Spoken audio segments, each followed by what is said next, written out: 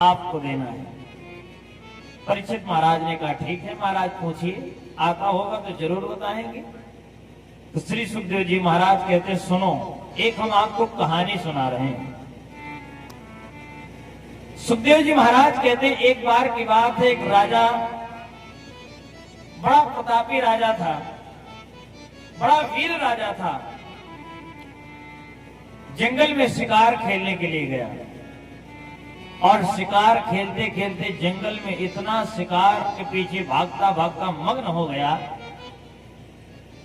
कि उसके साथी छूट गए, उसके साथ का घोड़ा भी छूट गया। उसे याद ही नहीं रहा कि रात भी हो गई है। शिकार में इतना अंतर्मग्न हो गया कि उसे पता ही नहीं चला कब शाम हुई और कब रात हो गई। अब जब रात हो गई तो शिकार तो नहीं दिखा, लेकिन अब रास्ता भी भटक चुका है, क्योंकि बियाबान जंगल है। रात के समय भूख भी लगी है, प्यास भी लगी है। भूख प्यास से तड़पता हुआ वो राजा, व्याकुल राजा, आज इधर उधर आश्रय की तलाश में घूम रहा है। और उसे अब ये भी डर है, रात के समय जंगली जानवर भी अपने अपने गुफाओं से निकलने लगे हैं। कहीं से शेर की आवाज आती है, कहीं से चीते की आवाज आती है। राजा डर रहा है कि आज मेरी मृत्यु निश्चित है। अब इस जंगल में मुझे कौन बचाएगा? साथी भी छूट गए हैं, भूख प्यास से व्याकुल हूं। इसलिए वो राजा रात्रि में उसी जंगल में आश्रय की तलाश में इधर उधर घूमने लगा।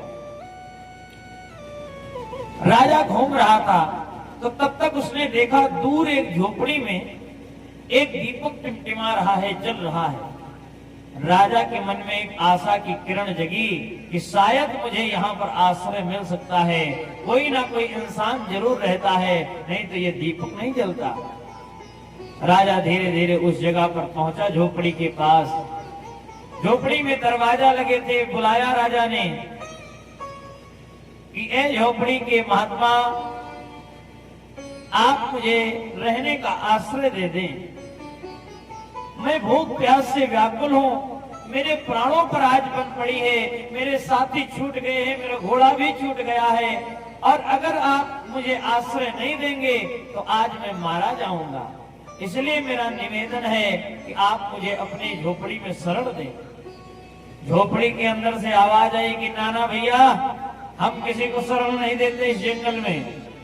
राजा ने कहा क्यों? अरे कहा, जिसको शरण दे दो वही कब्जा जमाने लगता है, जिसको रात भर रुकने का मौका दे दो वो सुबह कहता है ये झोपड़ी हमारी है, इसलिए मैं नहीं आपको रुकने दूंगा। राजा ने कहा नहीं नहीं महाराज, हम ऐसे नहीं हैं, हम तो एक देश के राजा हैं, हमारे पास बहुत बड़ी राजपाट है, हम आपकी झोपड़ी लेकर क्या ही करेंगे, इसलिए महाराज मुझे रुक जाने दीजिए। झोपड़ी के मालिक ने कहा कि ठीक है, हम रुक तो जाने देंगे, लेकिन एक शर्त पर। राजा ने कहा क्या शर्त? कहा सुबह होते हुए 5 बजे आपको सुबह इस झोपड़ी से निकल जाना होगा। राजा ने कहा बिल्कुल, शर्त स्वीकार है, मैं बिल्कुल निकल जाऊंगा।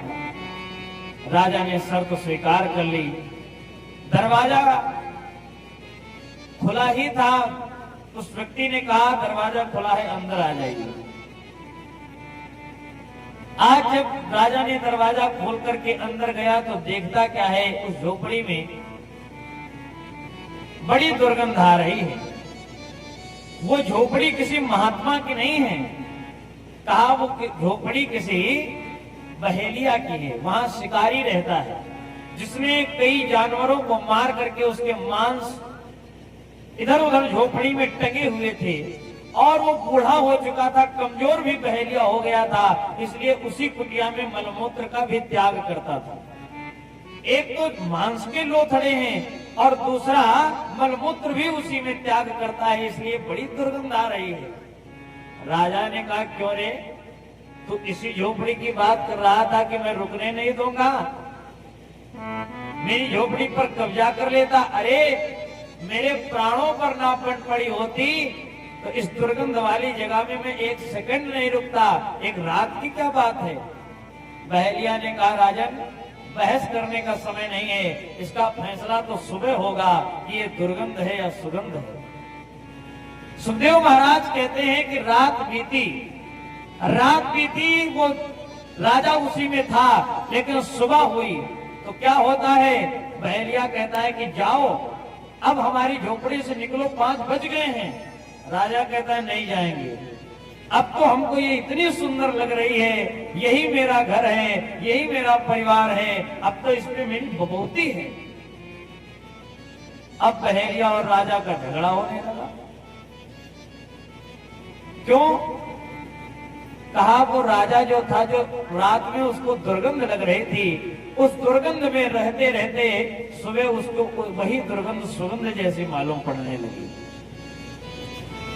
अब सुखदेव जी महाराज पूछते हैं राजा परीक्षित से कि हे राजन परीक्षित, अब फैसला तुम करो कि बहेलिया गलत है या राजा गलत है, दोषी कौन है, न्याय तुम्हें करना है, जज मैं आपको बना रहा हूं। तो राजा परीक्षित तुरंत बोल पड़े, महाराज गलती तो इसमें राजा की है, बेचारे बहेलिया की क्या गलती है, राजा तो को रहने का स्थान दिया था, किराए का मकान था, फिर वो कब्जा क्यों जमा रहा है, ऐसा मूर्ख राजा कौन था जो करोड़ों की संपत्ति छोड़ करके, अपने राजमहलों को छोड़ करके एक मलमूत्र रूपी झोपड़ी को अपना घर मान रहा है।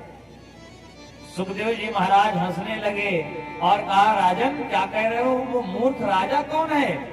अरे मैं तो कहता हूं वो मूर्ख राजा तो आप ही हैं। सुखदेव बाबा कहते हैं वो मूर्ख राजा आप ही हैं। परीक्षित महाराज कहते हैं, महाराज हम कैसे मूर्ख राजा हैं? कहा सुनो, ये जीव ही राजा है, ये जीवात्मा ही राजा है और इस संसार रूपी जंगल में घूमने आई है, और इसी जंगल में, संसार रूपी जंगल में एक मानव रूपी शरीर मिल गया जो मलमूत्र की ही झोपड़ी थी तो है, हाड़ मांस का पुतला ही तो है, और इसके अलावा क्या है। और इसमें आकर के पहले जब जन्म होता है तब तो नरक जैसा, जब व्यक्ति गर्भ में आता है तो उस समय उसके पास से मलमूत्र की नालियां बहती रहती हैं, मां के पेट में नरक ही होता है, उल्टा उल्टा टंगा रहता है। तो प्रभु से कहता है, प्रभु ऐसे जगह नरक से हमको निकाल दो, हमको काहे को डाले हो, अब जाएंगे आपका भजन करेंगे, मुक्त हो जाएंगे। लेकिन वही राजा जो ही जन्म लेता है उसी हाड़ मांस रूपी पिंजरे में वो अपना मान बैठता है धीरे धीरे, और फिर जहां से आया था वहां की अपना लक्ष्य भूल जाता है और उसी झोपड़ी को अपना घर मान बैठता है।